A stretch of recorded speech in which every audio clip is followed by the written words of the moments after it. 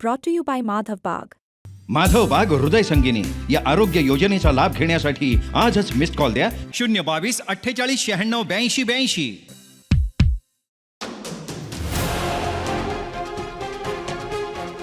महाराष्ट्र विधानसभा निवडणुकीच्या निकालानंतर महाविकास आघाडीच्या नेत्यांनी ईव्हीएम मशीनमध्ये घोटाळा झाल्याचा आरोप करायला सुरुवात केली आहे.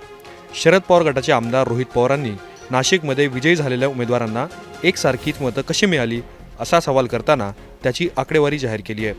महायुतीने नाशिक जिल्ह्यात जिंकलेल्या 12 आमदारांची नावं व त्यांना मिळालेली मतं रोहित पवारांनी उघड केली आहे. त्यामुळे आता यावरून पुन्हा एकदा नवा राजकीय वाद पेटण्याची शक्यता आहे. रोहित पवारांनी एक्सवर केलेल्या पोस्टमध्ये ते म्हणतात, गुजराती ईव्हीएमच्या विळख्यात महाराष्ट्र लोकशाही अडकली का? नाशिक जिल्ह्यातील विधानसभा मतदारसंघातील विजयी उमेदवारांना मिळालेली मते ही जवळपास एकसारखीच कशी? एका सामान्य नागरिकाने सदरील आकडेवारी पाठवत विचारलेला हा प्रश्न नक्कीच विचार करायला भाग पाडतो. निवडणूक आयोग तर समोर येऊन खरं काय खोटं काय हे सांगायला तयार नाही. आयोग नेमकं काय लपवण्याचा प्रयत्न करत आहे की लोकशाहीला उद्ध्वस्त करण्याचा विडा आयोगाने उचलला आहे? या व अशा अनेक प्रश्नांची उत्तरे राज्यातील सामान्य जनतेला हवी आहेत.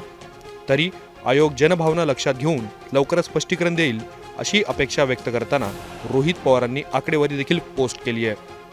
रोहित पवारांनी शेअर केलेल्या तक्त्यामध्ये नांदगावमधून जिंकलेल्या सुहास कांदेंना 1,38,068 मतं, सिन्नरमधून जिंकलेल्या माणिकराव कोकाटेंना 1,38,565 मतं, दिंडोरीतून जिंकलेल्या नरहरी झिरवाळ यांना 1,38,622 मतं आणि येवल्यातून विजय मिळवलेल्या छगन भुजबळांना 1,35,023 मतं मिळाल्याचं सांगण्यात आलं आहे.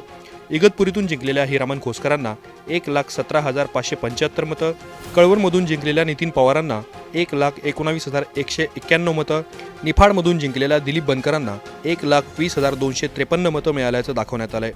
याशिवाय नाशिक पूर्वेतून जिंकलेल्या राहुल डिकलेंना 1,56,246 मतं, मालेगाव बाह्यमधून जिंकलेल्या दादा भुसेंना 1,58,284 मतं आणि बागलांमधून जिंकलेल्या दिलीप बोरसेंना 1,59,681 मतं मिळाल्याचं सांगण्यात आलं आहे.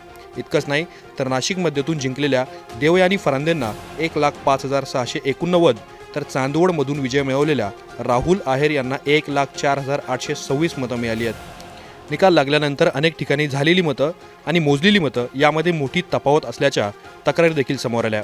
राज्यातील हाय व्होल्टेज लढतीच्या ठिकाणीही अशा तक्रारी समोर येत असल्याने आता निवडणूक आयोग यावर काय स्पष्टीकरण देणार, कुठला निर्णय घेणार याकडे सर्वांचं लक्ष लागलेलं आहे.